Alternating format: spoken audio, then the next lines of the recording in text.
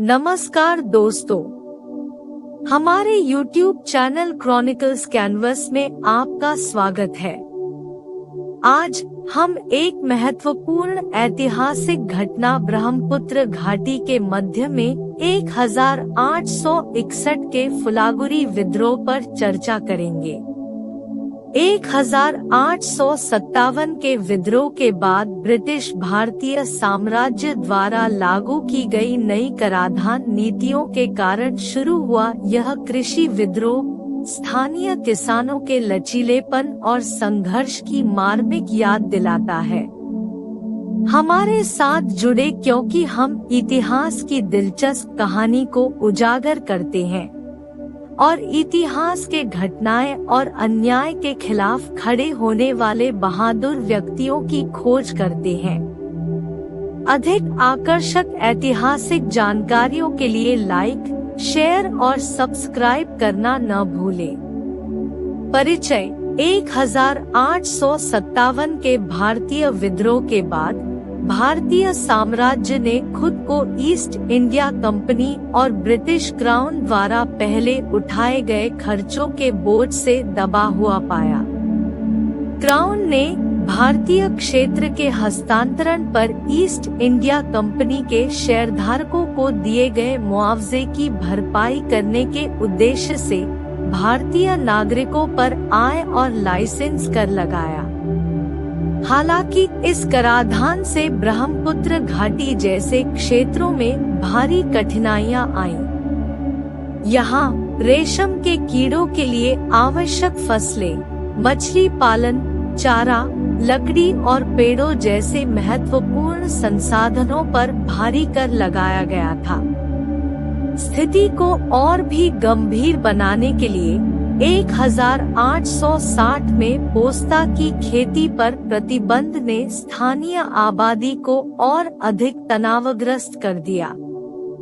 दिलचस्प बात यह है कि अंग्रेजों ने पहले पोस्ते की खेती को प्रोत्साहित किया था क्योंकि इससे चीन को अफीम के निर्यात में आसानी होती थी।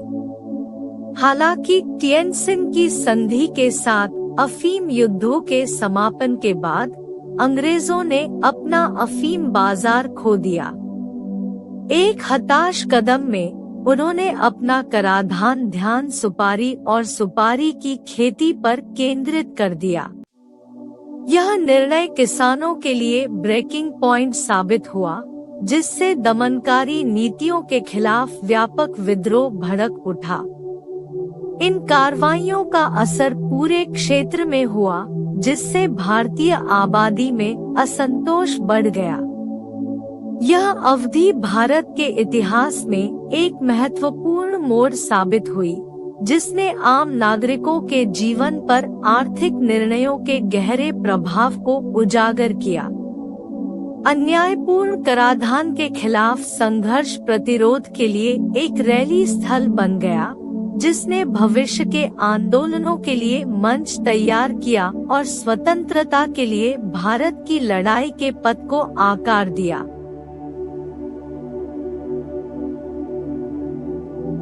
विद्रोह के कारण 1861 की शरद ऋतु में एक शांत शहर नौगांव एक बढ़ते तूफान का केंद्र बन गया।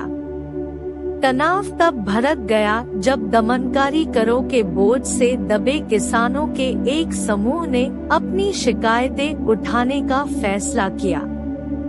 उनकी हताशा की परिणति 17 सितंबर को डिप्टी कमिश्नर लेफ्टिनेंट हर्बर्ट स्कॉन्से के कार्यालय के बाहर एक बड़े विरोध प्रदर्शन के रूप में हुई। निवारण की मांग करते हुए उन्होंने पाया कि उनकी दलीलों को अनसुना कर दिया गया क्योंकि स्कोनस ने बेरहमी से उन्हें खारिज कर दिया।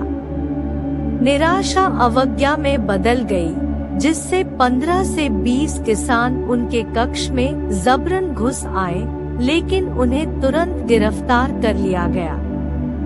इस झटके से विचलित हुए बिना किसान फिर से एकजुट हुए और 9 अक्टूबर को एक और प्रदर्शन के लिए लौट आए।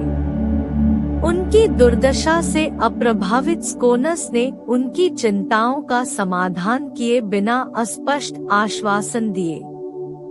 नौकरशाही की उदासीनता का सामना करते हुए किसानों ने मामले को अपने हाथों में ले लिया। उन्होंने लोगों की एक सभा राइजमेल बुलाई, जिसमें तब तक भावपूर्ण बहसें होती रही जब तक कि उनकी अगली कार्रवाई पर सर्वसम्मत निर्णय नहीं हो जाता।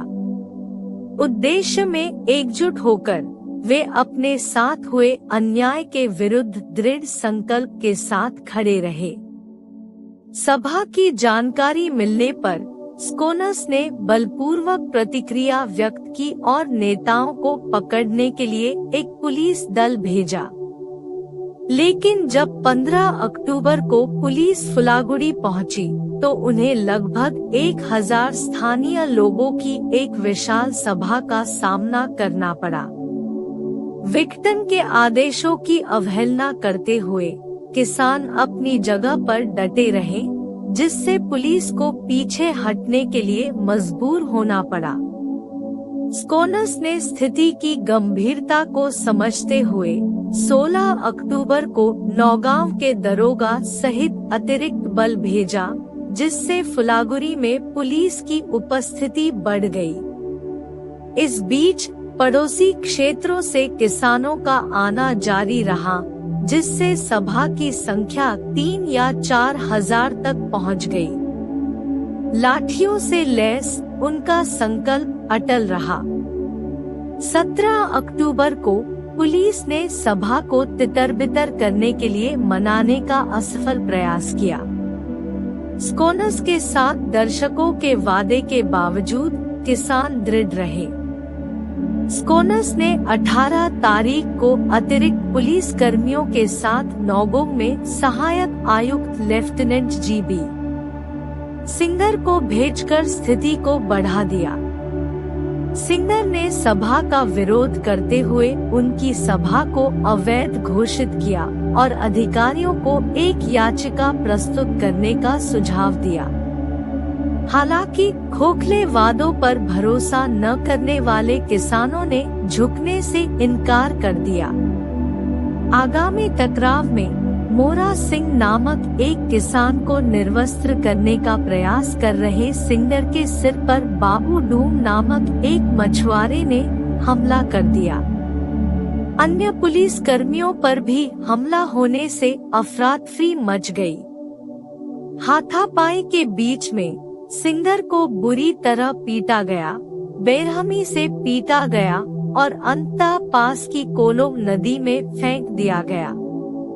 घटना की खबर स्कोनस तक पहुंची, जिसने विद्रोह के डर से तुरंत अपनी सेना तैनात कर दी।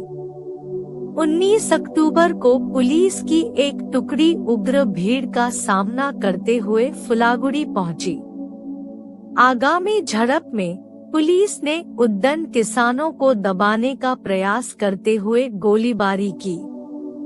एक समय का शांतिपूर्ण शहर अब युद्ध का मैदान बन गया था, जो उत्पीड़ितों की चीखों और हथियारों के टकराव से गूंज रहा था। उन दुर्भाग्यपूर्ण दिनों की घटनाओं ने न केवल नौगांव के लिए बल्कि पूरे क्षेत्र के लिए एक महत्वपूर्ण मोड़ ला दिया। किसानों के विद्रोह ने उनकी अडिग भावना और दृढ़ संकल्प से प्रेरित होकर ब्रिटिश प्रशासन को हिलाकर रख दिया। यह एकता की शक्ति और अत्याचार के खिलाफ आम लोगों के लचीलेपन का एक प्रमाण बन गया, जिससे भावी पीढ़ियों को अन्याय के खिलाफ खड़े होने की प्रेरणा मिली, चाहे विषम परिस्थितियां क्यों न हो। विद्रोह दमन। सौभाग्य से अंग्रेजों के लिए north east frontier governor general और असम कमिश्नर के एजेंट मेजर हेनरी हॉपकिंसन एक स्टीमर पर सवार होकर तेजपुर में थे, जब उन्हें 19 अक्टूबर को विद्रोह के बारे में पता चला।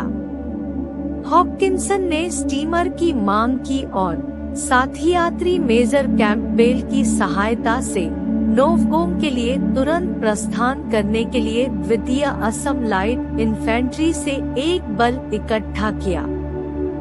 हॉपकिंसन गुवाहाटी के लिए रवाना हुए। कैप्टन चेम्बर्स के नेतृत्व में सुदृढ़ीकरण प्राप्त किया और 23 अक्टूबर 1861 को नौगांव पहुँचे। इस बीच कैंपबेल की सेना को फुलागुरी किसानों के हमले का सामना करना पड़ा। 24 तारीख को स्कोनस और कैंपबेल कोलों के तट पर लड़ाई में शामिल होकर फुलागुरी पहुँचे, जिसके दौरान उन्होंने 39 किसानों को मार डाला, जबकि 15 अन्य ने बाद में चोटों के कारण दम तोड़ दिया।